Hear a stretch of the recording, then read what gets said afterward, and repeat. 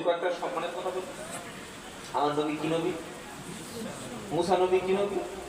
বিশ্ব নবী না, অত সহজ না। ঈসা নবী, মুসা নবী, দাউদ নবী, সুলাইমান নবী, ইব্রাহিম নবী, ইসমাইল নবী, ইসহাক নবী, ইয়াকুব নবী। পৃথিবীতে যত নবী এসেছে, কত নবী একমাত্র আল্লাহ ভালো জানেন। তবে কোরআনুল কারীমের ভিতরে আল্লাহ সরাসরি 25টা নবীর নাম বলেছে। কোন নবী কিন্তু বিশ্ব নবী ছিল জোরে বলেন। তবে প্রত্যেকটা যুগে নবী এসেছে। ওয়ালাকাদ বাআসনা ফি কুল্লি উম্মাতির রাসূলা আন ইবুদুল্লাহা ওয়াজতানিবুত তাগুত। 14 নম্বর পারা 10 নম্বর পৃষ্ঠা 6 নম্বর লাইন আমার আল্লাহ পাক শুনিয়ে দিচ্ছে, প্রত্যেক জাতির কাছে আমি আল্লাহ রাসূল পাঠিয়ে দিয়েছিলাম। আর রাসূলগুলো ছিল অঞ্চলের রাসূল।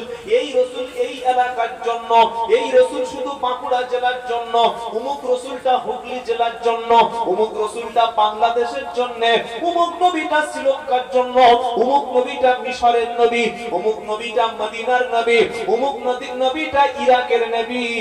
এলাকা ভিত্তিক আঞ্চলিক নবী। কি নবী বলুন? আঞ্চলিক নবী। আপনাদের এলাকার এমএলএ যদি গিয়ে নদিয়ায় মাতব্বরি করে মেনে নেবে? হ্যাঁ? আমাদের মোদি সাহেব যদি আমেরিকায় গিয়ে দাদাগিরি করে মানবে নাকি? কি বললেন? আপ কি বার ট্রাম্প সরকার ও স্লোগান চলবে না। কিছু বুঝতে পারলেন? যার ক্ষমতা সেখানে। কিন্তু পৃথিবীর সব নবী ছিল এলাকা ভিত্তিক নবী, অঞ্চলের নবী, সেই এলাকার নবী। আল্লাহ বলছেন, কিন্তু আমাদের নবী সম্পর্কে আল্লাহ তো বলেনি যে আল্লাহর নবী মদিনার নবী। বলেছেন নাকি? আরে ভাই বলেছেন? আল্লাহর নবী মক্কার নবী বলেছেন না। আমার নবী আর অন্য নবীর বিশেষণ পার্থক্য একটা, আমার নবী হচ্ছে অল ওভার দা ওয়ার্ল্ড, সারা বিশ্বের জন্য নবী। সুবহানাল্লাহ বলবেন না? বলেছেন দলিল, কুল ইয়া আইয়ুহান নাসু ইন্নী রাসূলুল্লাহি ইলাইকুম জামিআ। 9 নম্বর পারা 9 নম্বর পৃষ্ঠা 12 নম্বর লাইন 158 নম্বর আয়াত সূরার নাম আরাফ। আল্লাহ বলছেন, কুল নবী আপনি বলুন, ইয়া আইয়ুহান নাস হে বিশ্বের সমস্ত মানুষেরা, ইন্নী নিশ্চয়ই আমি, রাসূলুল্লাহ আল্লাহ রাসূল, ইলাইকুম জামিআ পৃথিবীতে যত মানুষ আছে সবার জন্য, সব দেশের সব মানুষের জন্য আমি হলাম নবী। অনেকে মনে করে শুধু মুসলমানদের নবী। মনে করে আমাদের মুসলমানদের নবী না, মুসলমানদের নবী এ কথা আল্লাহ একবারও বলে নাই। আল্লাহ পাক শোনাচ্ছেন, ওয়ামা আরসালনাকা ইল্লা রাহমাতাল লিল আলামিন। নারায়ে তাকবীর। 17 নম্বর পারা 10 নম্বর পৃষ্ঠা 6 নম্বর লাইনের 107 নম্বর আয়াত সূরার নাম আম্বিয়া। কোরআন শুনিয়ে দিচ্ছে কি, ওয়ামা আরসালনাকা ইল্লা রাহমাতাল লিল আলামিন। হে আমার হাবিব গো, আমি আল্লাহ আপনাকে বিশ্ববাসীর জন্য দয়ার সাগর বানিয়েছি।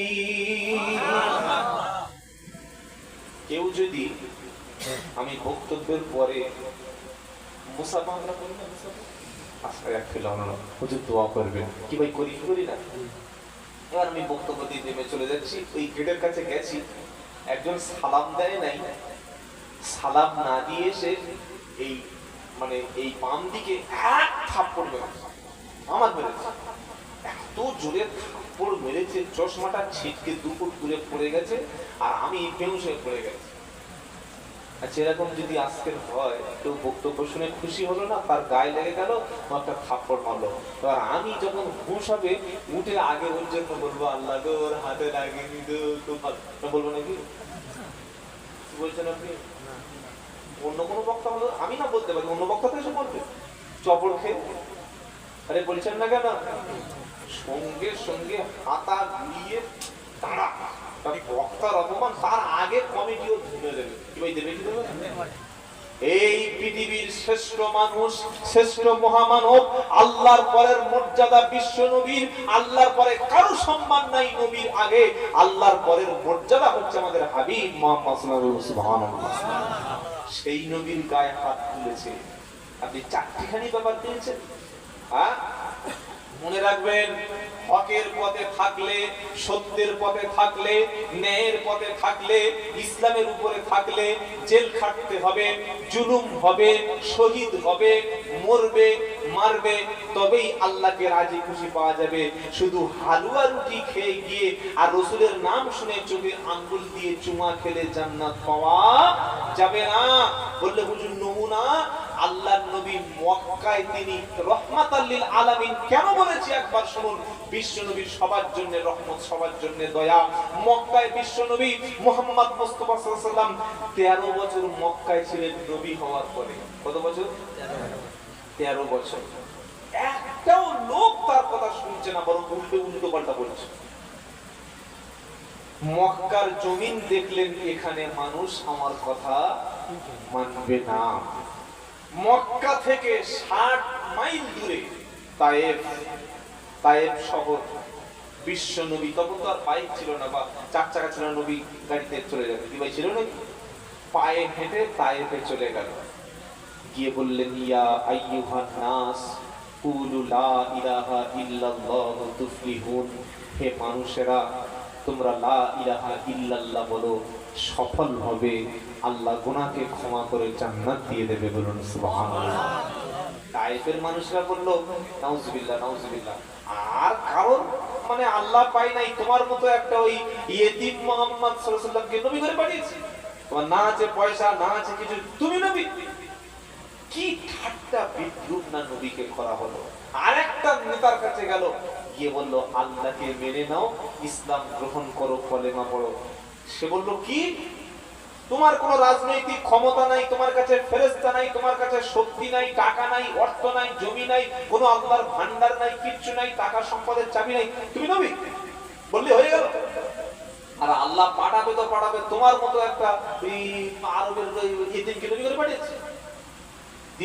তিনটে ব্যক্তির কাছে গেল, লিডারদের কাছে, তারা মানলো না। 3 দিন নবী ক্ষুধার্ত, কেউ খাবার দিল না। ও মুসলমান শুনে রাখো, লালপুরের মুসলমান, হুগলি জেলার মুসলমান, আমরা বক্তারা বক্তব্য করতে আসি, এটা আমার মনের কথা বলছি, কেউ কষ্ট পাবেন না। আমরা এলাকা বুঝে কথা বলি। এখানে যদি এই কথাটা বলি, লোক যদি খেপে গিয়ে আমার দাওয়াত না করে, হাদিয়া দেয়া বন্ধ করে, কেউ যদি আমার গাড়ির কাঁচটা ভেঙে দেয়, তাই যে কথা শুনলে রেগে যাবে, সমাজের অন্যায় নিয়ে আমি কথা বলবো না, ভালো ভালো কথা বলে আমার পকেটটা শান্ত হয়ে গেলে হলো। কিন্তু বিশ্ব নবী এবং শুধু পকেট নয়, পেটটাও ভরে নিয়ে আমরা বাড়ি চলে যাই, যাই কি যাই না? এবার বক্তারা টাকা নেয়, খায় না, খায় না? যদি বলছেন না কেন খায়। আবার কিছু কিছু লোক বলে, আমি সবার বাড়ি খাই না, বল না, কিন্তু সবার টাকা না। হ্যাঁ, সুদ করে বাড়ি খায় না, কিন্তু সুদের টাকা যদি মুসাফা করে দেয়, ঠিক আছে বাবা, আল্লাহ ভালো রাখবে, হচ্ছে ফার্স্ট ক্লাস চিটিং। সুদ করে বাড়ি খাবে না, কিন্তু সুদ করে টাকা মুসাফা করে দিলে তখন আর না বলে না। বিশ্ব নবী 3 দিন খেতে পায় নাই। কে খাওয়া দেবে? কলেমা প্রচার করতে গেছে, তাইফে বক্তব্য করতে গেছে, দিনের জন্য গেছে। 3 দিন পরে কেউ নবীর কথা কর্ণপাত করে নাই। নবী শেষে বললেন, তাইফের ব্যক্তিরা, তোমরা মুসলমান হওনি, ইসলাম কবুল করোনি, তোমরা আমাকে পাগল বলেছো, সবকিছু আমি নবী মেনে নিলাম। আমি তায়েফ থেকে 3 দিন পরে আজকের মক্কায় চলে যাব। তবে একটা কথা শুনে রাখো, আমি মক্কা থেকে তায়েফে দ্বীন প্রচার করার জন্য এসেছি, এই খবরটা যেন মক্কায় পৌঁছে দিও না। তোমরা যদি খবরটা বলে দাও, মক্কায় ফিরে গেলে আমার উপরে অত্যাচার হবে। তায়েফের মানুষেরা খবরটা পৌঁছে দিল মক্কায়। আল্লাহর নবী সরু রাস্তা দিয়ে পাহাড়, তায়েফে যারা গিয়েছেন হাজী সাহেব বা উমরা করেছেন, বিশাল বড় বড় পাহাড়, পাহাড়ের মাঝখান থেকে গিরিপথ, আঁকা বাঁকা পথ। বিশ্ব নবী মক্কায় ফিরে যাবে, রাস্তার দুপাশে লাইন দিয়ে যুবক ছেলেদের দাঁড় করিয়ে দিল। আর বিশাল বড় বড় পাথরের টুকরোগুলো, এরকম শক্ত শক্ত রেল লাইনের খড়গুলো দেখেছেন, পাথরগুলো দেখেছেন, ওই রকম পাথরগুলি যুবকদের হাতে ধরিয়ে দিল। বিশ্ব নবীর পিছন থেকে সামনে থেকে এত আঘাত করল, রক্তাক্ত হয়ে গেল, এত বেশি রক্ত জমিনে পড়ে গেল, নবীজি বেহুশ হয়ে সেন্সলেস হয়ে রক্তপাত হয়ে জমিনে বেহুশ হয়ে পড়ে গেল। জিবরাইল নবীর কাছে চলে এসে বলল, আসসালামু আলাইকা ইয়া রাসূলুল্লাহ, আসসালামু আলাইকা ইয়া হাবিবাল্লাহ, আপনার রক্ত জমিনে পড়েছে, আজ পর্যন্ত কেঁপে গেছে, আমি জিবরাইল হাজির হয়ে গেছি, একবার খালি তায়েবের ব্যক্তিদের বিরুদ্ধে বদদোয়া করুন, আমার সাথে সাথে বিশাল বড় বড় পাথরের ফেরেশতা আছে, পাহাড়ের ফেরেশতা, দুপারের পাহাড়গুলো তুলে ওদের মাথার উপরে চেপে সবকটার পিষে শেষ করে দেব। আমার নবী বললেন, আমি বদদোয়া করব না, বরং আমি দোয়া করব। আমি নবী যদি বদদোয়া করি আর সব কাফেরগুলো যদি মারা যায়, তাহলে কার ওখানে আমি বলবো লা ইলাহা ইল্লাল্লাহু মুহাম্মাদুর রাসূলুল্লাহ, লা ইলাহা ইল্লাল্লাহ, লা ইলাহা ইল্লাল্লাহ, লা ইলাহা ইল্লাল্লাহু মুহাম্মাদুর রাসূলুল্লাহ সাল্লাল্লাহু আলাইহি ওয়াসাল্লাম। নবীজি কষ্ট করে উঠে বসলেন, গোটা শরীর থেকে রক্ত পড়ছে। আল্লাহর কসম, ওই মক্কার ইসলাম, মদিনার ইসলাম হুগলির গোঘাটে লালপুরে পৌঁছে গেছে। শুধু পরের বাড়ি হালুয়া রুটি দাওয়াত খেয়ে ইসলাম পৌঁছায় নাই। কত সাহাবা তারা শহীদ হয়েছে, কত সাহাবাদের বিধবা হয়েছে, বাচ্চারা ইতিম বেড়েছে, কত আলেম ওলামা পীর মাশায়েখ সুফি এই ইসলাম এই হুগলিতে আনতে গিয়ে রাস্তায় দিনের পর দিন জেগেছে, রাত জেগেছে, মসজিদে মসজিদে মাদ্রাসায় মাদ্রাসায় গিয়ে কষ্ট করে নিজে না খেয়ে পরিশ্রম করে, তবেই আমাদের কাছে ইসলামের কলেমা পৌঁছে গেছে। চলে বলুন না সুবহানাল্লাহ। ভাই কথাটা কি ভুল বলছি বলে মনে হচ্ছে? নবী তো কোনোদিন হুগলিতে আসে নাই, পশ্চিম বাংলায় আসে নাই, সাহাবারাও পশ্চিম বাংলায় আসে নাই, ভারতে কোনো সাহাবা ছিল না, কোন সাহাবার খবর ভারতে আছে নাই না। তাহলে ওই ইসলামটা মক্কা থেকে হুগলি জেলায় ৮৫০০ কিলোমিটার কি করে আসলো? কত সাহাবা ইন্তেকাল করেছে, তারপরে তাবিরা, আলেম ওলামারা, আল্লাহ ওয়ালারা, আল্লাহর হাক্কানি ওলিরা, পীর মাশায়েখরা, হাক্কানি ওলামায়ে কেরাম দিন রাত না খেয়ে পরিশ্রম করে মানুষের কাছে ঘুরে ঘুরে ঘুরে ঘুরে ইসলাম পৌঁছে দিয়েছে, কলেমা পৌঁছে দিয়েছে, কোরআন পৌঁছে দিয়েছে, মসজিদ করে গেছে, মাদ্রাসা করে গেছে। তাই আজকে নিজেকে মুসলমান বলে দাবি করতে পারছেন। তা না হলে সকালবেলা ঘুম থেকে উঠে ধুতির আঁচল ধরে গিয়ে আর বাথরুমে পায়খানা করে বসে পেশাব করে আর পানি নিতে হতো। কথা বুঝতে পারছেন কি পারছেন না? তারা এত দূর পৌঁছে দিয়ে গেল, আর আমি আমার নিজের ছেলের কাছে কলেমাটা এখনো পর্যন্ত ছেলে জানে না। আমার মসজিদের বাড়ির পাশে মানুষ নামাজ পড়ে, বড় অবাক লাগে, খুব কষ্ট লাগে। দূরে একটা জিনিস আলাদা, মসজিদের পাশে বাড়ি নামাজ পড়ছে না, আজান হচ্ছে, আল্লাহু আকবার, আল্লাহু আকবার, আল্লাহু আকবার, আল্লাহু আকবার। বউ বলছে, হ্যাঁ গো নামাজ পড়বো না, কিছু কর। এখন দাড়ি পেকেছে, চুল পেকেছে, দাঁত পড়েছে, চোখে চশমা উঠেছে, আমার কোমরে ক্ষমতা নাই, আর 3টে বিয়ে একসাথে করতে পারে। বউ বলছে, ঠিক আছে করতে হবে, চুপ করো, নামাজ না পড়ো কিন্তু বিয়ে করো না। বউয়ের মুখের ভাষার সঙ্গে সঙ্গে তা শুনিয়ে দিয়েছে। এটা করলে কি আল্লাহ ছাড়বে? যাদের বাড়ির পাশে মসজিদ, মসজিদের প্রতি দায়বদ্ধতা তাদের অনেক বেশি, বাবা অনেক বেশি। আজান শুনে আমি মসজিদে যাব না, আজকের মসজিদ যাচ্ছে। সেদিন আল্লাহর নবী তায়েবে রক্ত মাখা চেহারা নিয়ে হাত দুখানা আল্লাহর কাছে তুলে বলেছিল, আল্লাহ তুমি এদেরকে হেদায়েত নসিব করো, যারা আমাকে মেরেছে আমাকে চিনতে পারে নাই, আমার গায়ে হাত দিলে আমি তো বদদুয়া করব, থানায় তার বিরুদ্ধে এফআইআর করে দেব। দেখবেন বিভিন্ন এলাকায় কোন বক্তার গায়ে, কোন আলেমের গায়ে, কোন টুপিওয়ালা দাড়িওয়ালার গায়ে কেউ যদি হাত দেয়, সঙ্গে সঙ্গে মিডিয়ায় চলে আসে, কেন আমার মেরেছে, কেন আমাকে মারবে, বলি না এই রাস্তা অবরোধ করো। নবীর যুগে থাকলে আপনি তো মনে হচ্ছে সব কাফেরদের শেষ করে দিতে। আল্লাহর নবী এরকম করলে তাহলে ইসলাম পৌঁছাতো না।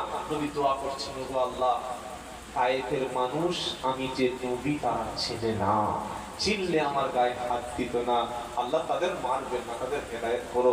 আর সত্যি যদি তারা মুসলমান নাও হয়, তাদের সন্তানেরা যেন একদিন না একদিন কলেমা পড়ে চিনতে পারে। সেই তায়েফে আজকের অসংখ্য মসজিদ, সেখানে প্রত্যেক দিন আজানের মধ্যে আওয়াজ হয় আশহাদু আন্না মুহাম্মাদার রাসূলুল্লাহ, জোরে বলুন সুবহানাল্লাহ, নারায়ে তাকবীর। তাহলে নবী দোয়া করেছিলেন না বদদোয়া করেছিলেন? মার খেয়ে দোয়া করতে পারে কত বড় মহান মানুষ হলে।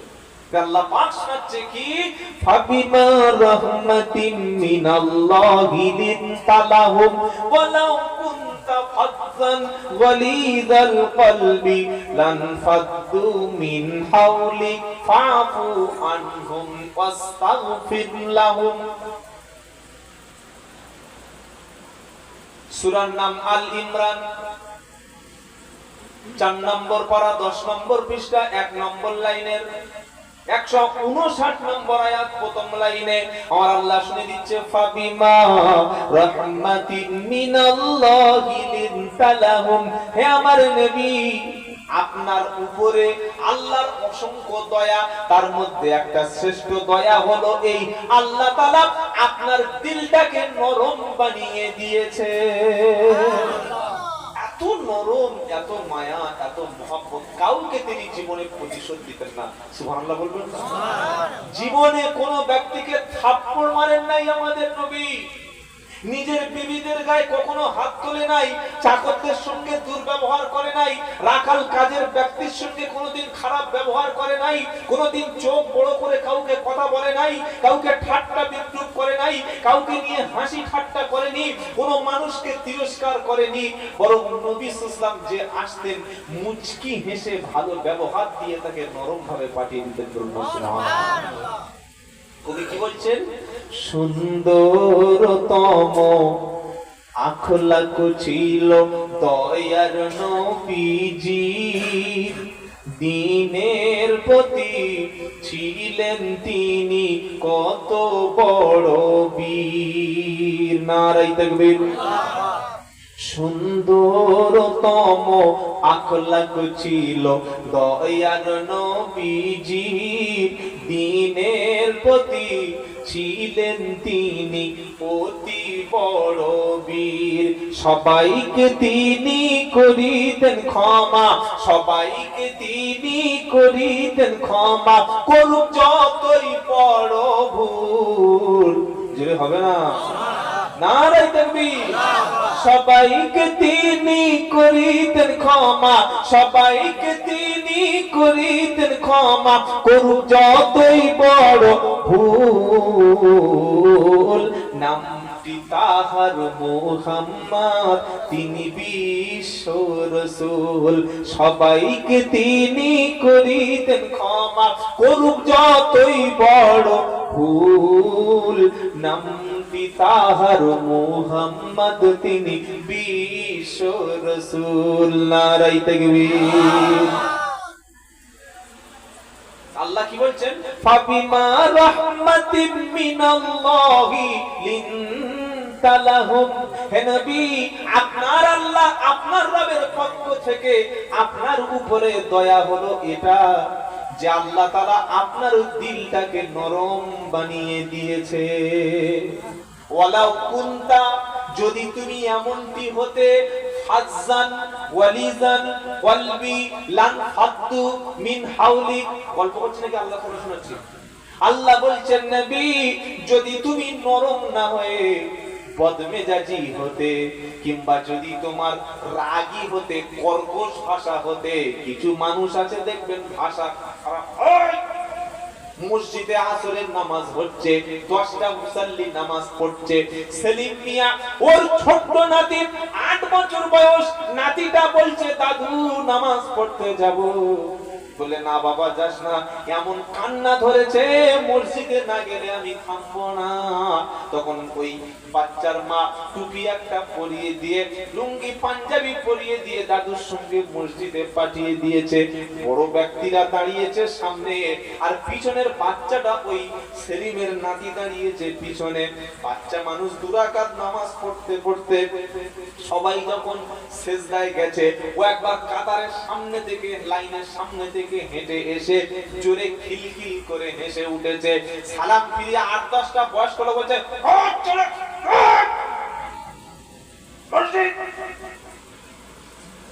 সেলিম বাবু তখন দোয়া ইউনুস পড়ছে। কি পড়ছে? মনে করছে এবার আমার হবে। ইমাম সাহেব বলছে তোমার লজ্জা শরম নাই? সেক্রেটারি বলছে তুমি খুব বাজে লোক। ক্যাশিয়ার বলছে কোনদিন যেন তোমার বাচ্চার মসজিদে না দেখি।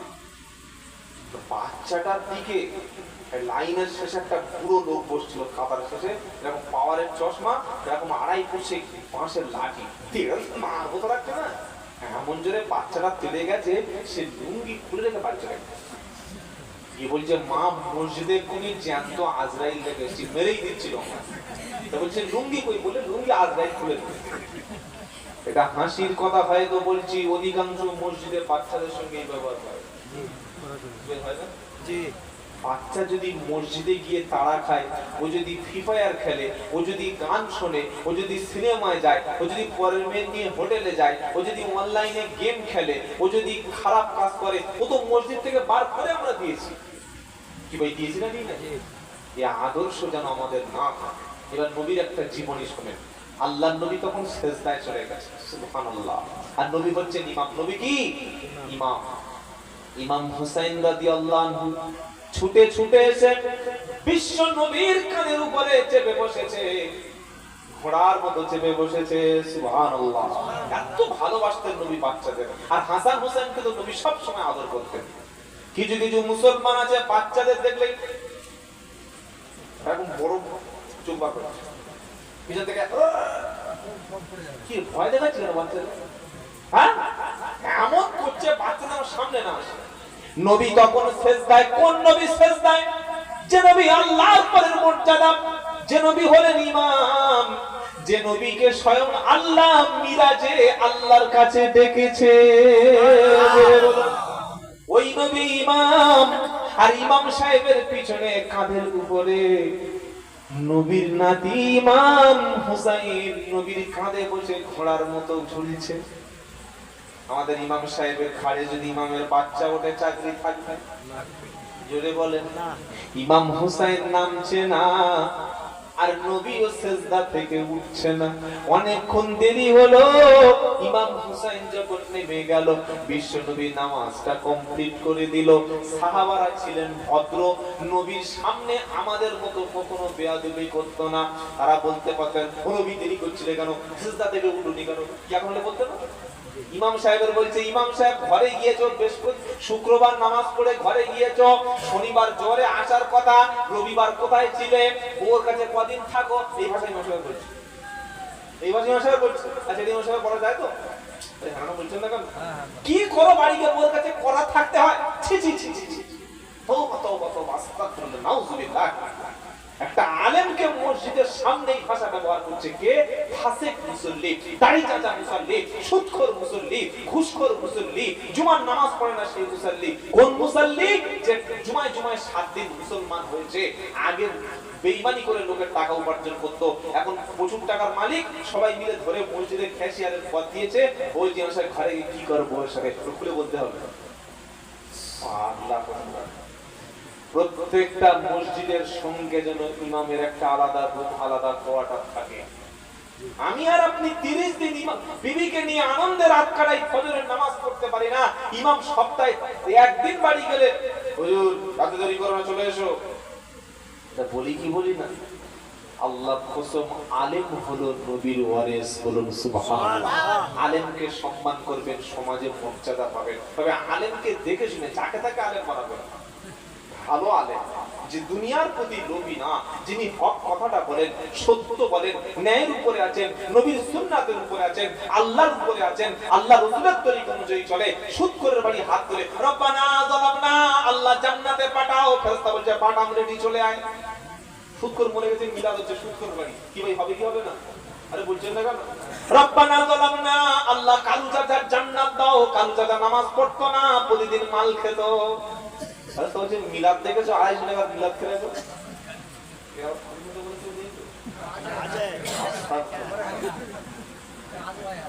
আচ্ছা যেখানে আমি আপনার আগে করিনি, এই আলেম দ্বারা কাজ হবে না। আলেমকে আলেম হলো সে ইন্নামা ইয়াকুশাল্লাহ মিন ইবাদিহিল উলামা। জোরে বলুন সুবহানাল্লাহ। 22 নম্বর পারা 16 নম্বর পৃষ্ঠা 13 নম্বর লাইন 26 নম্বর আয়াত, সূরার নাম ফাতির। আল্লাহ বলছেন কেবলমাত্র আল্লাহকে ভয় করে যারা, তারাই হলো সবচাইতে জ্ঞানী সম্প্রদায়, আলেম সম্প্রদায়, আল্লাহকে দেখে ভয় করে। ও মুসলমানেরা, ইমাম সাহেবের সঙ্গে আলেমের সঙ্গে কোনোদিন খারাপ আচরণ যেন করব না, কারণ আলেম হলো নবীর ওয়ারিস। জোরে বলো সুবহানাল্লাহ। নবী সিজদা থেকে উঠতে দেরি হলো, সাহাবারা বলছেন ইয়া রাসূলুল্লাহ একটা কথা জিজ্ঞাসা করব। নবী বললেন বলো। সাহাবারা বললেন হুজুর আপনি সিজদায় গিয়ে কখনো এমন দেরি করেন না, কিন্তু আজকে এত দেরি হলো কেন? আমার নবী বললেন শোনো, আমি যখন সিজদায় চলে গেলাম, আমার কলিজার টুকরা ইমাম হোসেন কাঁধে চেপে বসেছে, নাকি যতক্ষণ কাঁধ থেকে নামছে না, জিবরাইল সিজদা থেকে ওঠার অনুমতি দিচ্ছে না। এবার নবীর একটা হাদিস শুনুন। আজকে আমাদের মসজিদে খালি বয়স্ক লোক ছেলেরা নেই কেন? নবী বললেন মুরু আওলাদাকুম বিসসালাতি ওয়া হুম আবনা সাবআ সিনিন। তোমার বাচ্চার যখন 7 বছর বয়স হবে, 7 বছরের বাচ্চাকে তুমি নামাজের নির্দেশ দেবে। 7, 8, 9, 10 বছর পর্যন্ত, 7, 8, 9, 10 এই 3টি বছর বাপ দাদু হাত ধরে মসজিদে নিয়ে যাবে। নামাজ পড়তে পারুক আর না পারুক, আওয়াজ করুক, দুষ্টামি করুক, পিছনের কাতারে থাকবে, কিন্তু মসজিদে যাওয়াটা ওর জন্য ট্রেনিং হবে, ওর জন্য মসজিদে যাওয়াটা সহজ হবে। 3 বছর যদি নামাজের ট্রেনিং তোমরা দাও, ইনশাআল্লাহ আমাদের সমাজে বাচ্চা বয়স থেকে নামাজি পাওয়া যাবে। মসজিদ থেকে লোক তাড়াবেন না, ভুল করলেও সে মসজিদের একজন সদস্য। বাচ্চারা ভুল করেছে, ক্ষমা করতে শিখুন, কারণ আমার নবী হচ্ছেন ক্ষমার নবী। কি নবী বলেন? ক্ষমার নবী। ঘটনা শুনেন নাই? বিশ্ব নবীর মসজিদে পেশাব করতে শুরু করেছে, এটা জানেন তো আপনারা? আল্লাহর নবীর সামনে পেশাব করছে। কারণ কেন পেশাব করলো? তখন তো আর মসজিদে টাইলস ছিল না, পাথর ছিল না, এসি ছিল না, সুন্দর সাউন্ড সিস্টেম ছিল না, ডেকোরেটরস ছিল না, এত কারুকার্য মডিফাই বিউটিফাই ছিল না, ওই মাটির মসজিদ আর খেজুরের ছাউনি। তো এক বর্বর ইহুদি এসছে প্রত্যেকে, মনে করেছে এখানে পেশাব করি, যার যা অভ্যাস। ওমর ফারুক এইরকম বড় বার করেছে, কি বলুন তো, লাঠি ছুরি ছোড়া কি করবে? পুড়িয়ে দেবে, ফটাং ছেড়ে দেবে। নবী বলছে আরে পেশাবটা করতে দাও, আগে আনলোড হতে দাও। পেশাব কমপ্লিট। ওমর বলছে হুজুর এবার দিন। বলে আর বাবা থানা মত লাফালাফি করছে কেন? নবী ডেকে বললেন শোনো এখানে এসো, এটা কি? তখন তার কাঁপ উঠে গেছে, মনে করলে আজকে যা করেছি আমার খবর আছে। নবী বললেন বলো এটা কি? বললো হুজুর জানি না এটা কি, আমি তো পেশাব করেছি। নবী বললেন শোনো, যেমন পৃথিবীতে মন্দির আছে, গির্জা আছে, চার্চ আছে, গুরুদুয়ারা আছে, এটা হলো মুসলমানদের মসজিদ, সিজদার জায়গা। যখন তোমার পেশাব লাগবে, এমন কাজটা তুমি করো না। লোকটি ভুল বুঝতে পেরে বিশ্ব নবীর কাছে ক্ষমা প্রার্থনা করে নবীর সামনে থেকে চলে গেল। সুবহানাল্লাহ। তো খুব জোরে হলো। কাল সোমবার আপনার জোহরের সময় আপনার মসজিদের বারান্দায় একটা অমুসলিম ছেলে কিংবা মুসলমানের বাচ্চা যদি দাঁড়িয়ে পেশাব করে, ও থাকবে? মেরে খাটিয়ায় উঠে গোসল ছাড়া কবরে পুড়ে দেবে। এই আমাদের আদর্শ না ভাই, আমরা ক্ষমা করব। আমরা যদি দুনিয়ার মানুষদের উপরে দয়া করি, আল্লাহ তাআলা আমাদের উপরে দয়া করবেন। জোরে হবে না? মুসলমানের আখলাক কেমন হবে? কোরআন শোনাচ্ছে, ওয়া ইবাদুর রাহমানিল্লাযীনা ইয়ামশুনা আলাল আরদি হাওনা ওয়া ইযা খাতাবাহুমুল জাহিলুনা ক্বালু সালামা ওয়াল্লাযীনা ইয়াবিতুনা লিরাব্বিহিম সুজদাও ওয়া কিয়ামা ওয়াল্লাযীনা ইয়াকুলুনা রব্বানা সুরিফ আন্না আযাবা জাহান্নাম ইন্না আযাবাহা কানা গরামা। 19 নম্বর পারা 4 নম্বর পৃষ্ঠা 6 নম্বর লাইনে 64 নম্বর আয়াত, সূরার নাম ফুরকান। আল্লাহ বলছেন, ওয়া ইবাদুর রাহমানিল্লাযীনা ইয়ামশুনা আলাল আরদি হাওনা। ঈমানদার হলো সে যে জমিনে চলবে, পৃথিবীতে চলবে, সমাজে শান্ত শিষ্ট নম্র ভদ্র ব্যবহার করবে। বলুন সুবহানাল্লাহ। ফজরের সময় নামাজ পড়ে ইশরাক আউবিন জাস পড়ে হাতে তাসবিহ ইল্লাল্লাহ ইল্লাল্লাহ ইল্লাল্লাহ ইল্লাল্লাহ, আর বাড়িতে গিয়ে বউর উপরে হাত তুলে মারছে, বউর উপরে অশান্তি করছে, ছেলের বউর উপরে হাত চালিয়ে বসে আছে, নিজের বউ একটু রান্না ভুল করেছে, মেরে নাক ফাটিয়ে বলে বাপের বাড়ি চলে যা। এটা মুসলমানের চরিত্র? আপনি জানেন যে আল্লাহর নবী নিজের রান্না নিজে মাঝে মাঝে করতেন, নিজের জুতো নিজে সেলাই করে নিতেন, বিবিরা ভুল করলে নবী আদর করে কাছে নিয়ে তাদেরকে ক্ষমা করে দিতেন। সুবহানাল্লাহ। আর আমরা মনে করি বউ বিয়ে করেছি মানে আমি তো একদম সিরাজউদ্দৌলা, যা বলবো তাই শুনবে, যা করতে বলবো তাই করবে। না ভাই, অত সহজ না। স্বামী আর স্ত্রী দুজনে আল্লাহর কাছে সমান, তবে স্বামীর মর্যাদাটা এক জায়গায় বেশি। কেন বেশি? যেহেতু সংসারে খরচ স্বামী করে। কে খরচ করে? কথা মনে থাকবে ইনশাআল্লাহ। প্রচুর মুসলমান আছে মেয়েদেরকে